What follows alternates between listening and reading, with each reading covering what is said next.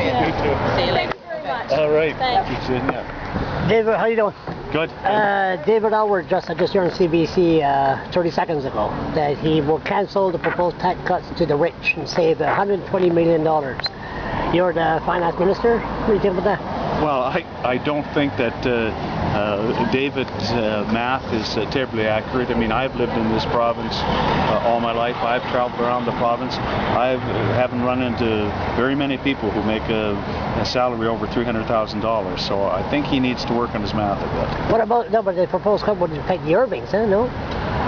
Wouldn't that be like, well, I mean, like what David is, David is throwing a few things out that he thinks will be popular, but they're really not going to deal with the fiscal challenge of the province. And they're more gimmicks than anything else.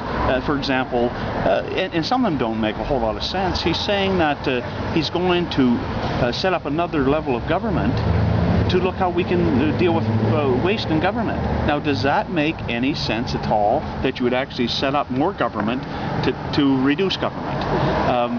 He's saying that he wants to have people give suggestions on how government can save money. Well, that's well and good, but it shouldn't be an excuse for you taking a position and telling people what you're going to do. And it's nice to have a suggestion box around the cooler, but again, that's not going to solve the financial problems of New Brunswick. And the problem is, David Alward seems to be all over the map, trying to be all things to all people. He said he's going to wait for an energy policy, yet at the same time he's doing that, he's announcing a freeze at NB Power, and of course he's getting advice from a gentleman who a year ago said that NB Power needed rate increases year after year. Vice now President? They don't. So, and who was the lead negotiator during the Ore Motion scandal. So, I think that David Alward's credibility is a bit strained. So what do you think about, since I got you, Jacqueline Robichaud? Louis Robichaud's widow. I hear you on CBC the other morning. It's sort of...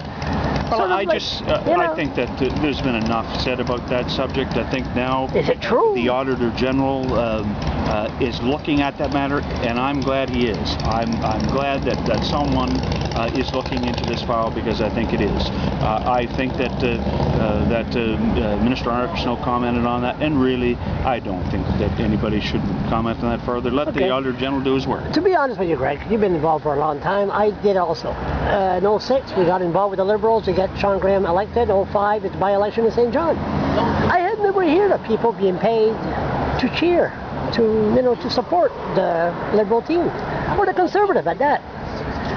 Well, I never heard that. No, but and I think that the Auditor General will be able to undertake his work, and we'll get to the bottom of it. You're a lawyer, eh?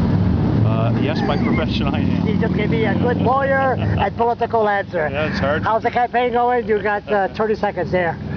Great. I was out doing door-to-door today. Good response. No dogs chase after you? No dogs, but I should be taking dog biscuits. That's a good point, actually. But no, I came unscathed from dogs today.